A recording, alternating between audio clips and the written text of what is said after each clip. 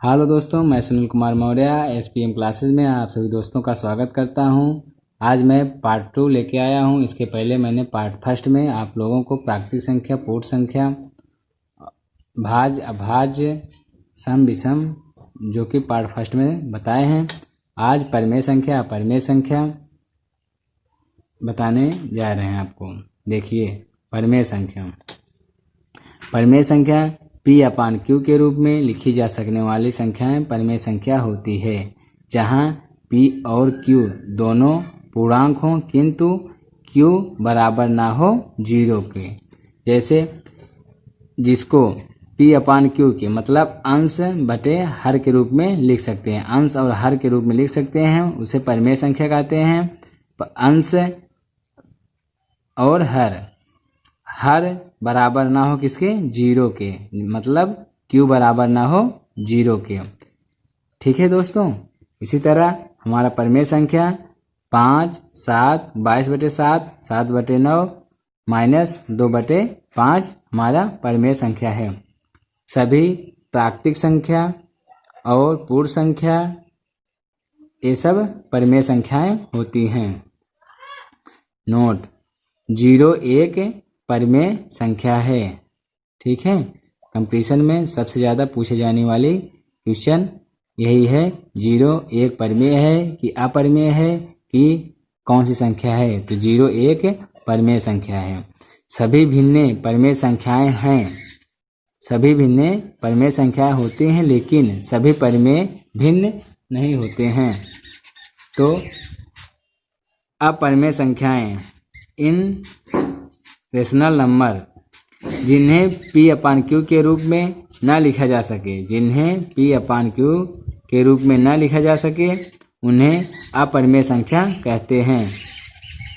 जैसे P/Q के रूप में न लिखा जा सके, उन्हें अपरिमेय संख्या कहते हैं। ठीक है दोस्तों।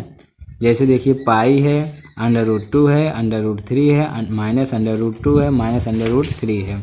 तो जो करड़े से पूर्णता मुक्त ना हो, ठीक है, जो करड़े से पूर्णता मुक्त ना हो उसे अपरिमेय संख्या कहते हैं। जैसे √4 देखिए, √4 क्या यह अपरिमेय संख्या है? नहीं दोस्तों, यह अपरिमेय संख्या नहीं है, क्योंकि √4 को हम अगर इसका वर्गमूल निकालेंगे तो हमारा यह 2 होगा। ठीक है।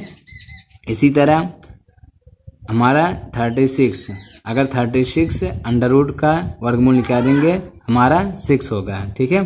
तो जिसका वर्गमूल हम निकाल सकते हैं तो वो अपरिमेय संख्या नहीं होती है। जिसका वर्गमूल न निकाला जा सके या जिसका निकालते हैं हम पॉइंट में आता है तो हम उसको अपरिमेय संख्या कहते हैं। नोट: पाई एक अपरिमेय संख्या है, जबकि 22/7 एक परिमेय संख्या है। ठीक है। ये भी कंपटीशन में सबसे ज़्यादा बार पूछा जाने वाला क्वेश्चन है। पाई एक अपरिमेय संख्या है, जबकि 22/7 एक परिमेय संख्या है। अब हम आते हैं वास्तविक संख्या की ओर। तो वास्तविक संख्या परिमेय तथा अपरिमेय संख्याएं सम्मिलित रूप वास्तविक संख्याएं कहलाती हैं। मतलब परिमेय संख्या को और अपरिमेय संख्या को मिला देने से वास्तविक संख्या बनते हैं। तो वास्तविक संख्या जैसे -1, 2/3, -4/7, पाई, √3, √2 इत्यादि, ये सब हैं वास्तविक संख्या। अब आते हैं हम पूर्णांक की तरफ। पूर्णांक किसे कहते हैं? ऋण पूर्णांकों, शून्य तथा धन पूर्णांकों का समूह पूर्णांक कहलाती है। जैसे देखिए, 0 है तो ये धन पूर्णांक है, 1, 2, 3, 4 इनफाइनाइट तक। इसी तरह -1, -2, -3, -4, -5 इनफाइनाइट तक। प्लस और माइनस के समूह को मिला के और 0 सहित को हम पूर्णांक कहते हैं। ऋण पूर्णांकों को ऋण पूर्णांक कहा जाता है। जैसे ऋण पूर्णांक देखिए, -1, -2, -3, इसी को हम ऋण पूर्णांक कहते हैं। अब आते हैं धन पूर्णांक। धनात्मक पूर्णांकों को धन पूर्णांक कहा जाता है। ऋणात्मक पूर्णांकों को ऋण पूर्णांक कहा जाता है। जैसे -1, -2, -3, -4 माइनस के साइड में जो माइनस है उसको हम ऋण पूर्णांक कहेंगे। ठीक उसी तरह धन पूर्णांक को धन 1, धन 2, धन 3, धन 4, ठीक है, +1, +2, +3, +4 जो हैं ये हैं धन पूर्णांक। तो धनात्मक पूर्णांकों को धन पूर्णांक कहा जाता है। 1, 2, 3, 4, 5, 6, 7, 8, 9, 10 इस तरह इनफाइनाइट तक हम जाते हैं तो यह धन पूर्णांक। ओके, आज के लिए इतना ही। Thank you for watching this video.